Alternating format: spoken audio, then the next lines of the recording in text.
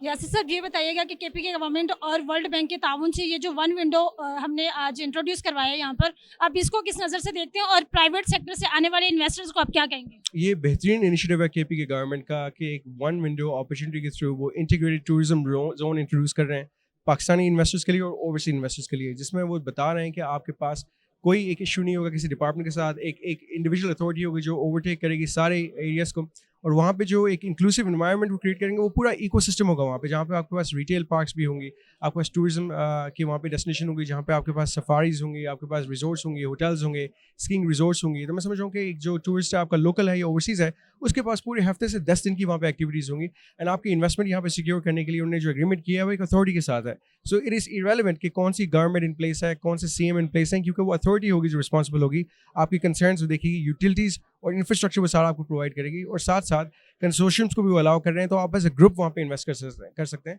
Lease पे भी जगह दी जा रही है, और साथ साथ वो आपको अलाउ भी कर रहे हैं कि आप अपना प्रोजेक्ट बना के बेच भी सकते हैं। तो ये एक अच्छी अपॉर्चुनिटी है क्योंकि आपकी इन्वेस्टमेंट लॉन्ग टर्म के लिए स्टक भी नहीं होगी। इससे कॉन्फिडेंस इन्वेस्टर्स का बहाल होगा, और जो टूरिज्म का सेक्टर है ये फ्यूचर है पाकिस्तान का, तकरीबन 30 से 40 अरब डॉलर्स की सालाना जीडीपी कंट्रीब्यूशन हो सकती है अगर हम इसको डेवलप करें, अगर एलाइड इंडस्ट्रीज़ और एलाइड सेक्टर्स के साथ यहाँ पे अटैच हो जाएं। बिकॉज पाकिस्तान में आप देखेंगे कोई किसी इलाके में जाता है तो वहाँ उनके पास वॉशरूम्स नहीं होते, वहाँ पे उनके पास शॉपिंग नहीं होती, वहाँ पे रेस्टोरेंट्स नहीं होते, वहाँ पे तो ये बेसिक चीज़ें हैं। तो इन प्रोजेक्ट्स के थ्रू ये सारी चीज़ें वहाँ पे एलाइड सर्विसेज मौजूद होंगी, ताकि आप जब जाएँ आप फैमिलीज़ के साथ जा सकें। आपके लोकल ट्रैवलर्स भी आएंगे, इंटरनेशनल टूरिस्ट भी बहुत आएंगे वहाँ पे, और हमारा जो इशू है with regards to image of Pakistan वो इससे इंप्रूव होगा, बिकॉज लोग देख सकेंगे कि what is the real Pakistan, कितना खूबसूरत, कितना डाइवर्स मुल्क है, कितना कॉन्ट्रास्ट है, 4 सीजन्स आपके पास यहाँ पे मौजूद हैं, और टेरेन आपकी कितनी डाइवर्स है। आप जीरो से लेके 11,000 फुट पे विदिन 3-4 आवर्स पहुँच जाते हैं। तो मैं समझता हूँ कि ये फ्यूचर है हमारे पाकिस्तान का, और पाकिस्तान की बेहतरी और पाकिस्तान की फ्यूचर जो जनरेशंस को सिक्योर करने के लिए जो ब्रेन ड्रेन का इशू है उसको एड्रेस करने के लिए प्रोजेक्ट ज़रूरी है, ताकि हम अपनी आने वाली जनरेशन को यहीं पे पाकिस्तान में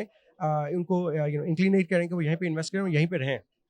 यासिर साहब एक बड़ा मेन सवाल है कि मौजूदा गवर्नमेंट ने जो है वो 11% टैक्सेस बढ़ा दिए हैं डेवलपमेंट सेक्टर में, तो वो जो बढ़ते हुए टैक्सेस हैं वो भी इस प्रोजेक्ट पे इफेक्ट करेंगे? मैं समझ रहा हूँ कि टैक्सेस की लिहाज से, क्योंकि फेडरल गवर्नमेंट के साथ केपी की गवर्नमेंट का डायरेक्ट लिंक है, हम कोशिश कर सकते हैं कि निगोशिएट किया जाए फेडरल गवर्नमेंट के साथ कि FBR टूरिज्म को एक स्पेशल सेगमेंट में लेके आए और टूरिज्म के ऊपर टैक्स रिड्यूस कर दें, क्योंकि टूरिज्म एक लॉन्ग टर्म प्रोजेक्ट है। ये प्रोजेक्ट आप इमीडिएटली रिकवर नहीं करते, इससे इन्वेस्टमेंट आपको 5 से 7 या 8 साल लग जाते हैं। तो मैं समझ रहा हूँ कि गवर्नमेंट पाकिस्तान को इस चीज़ को देखना चाहिए कि स्पेशल सब्सिडाइज रेट्स दिए जाएँ जो लोग टूरिज्म में काम कर रहे हैं। बहुत शुक्रिया।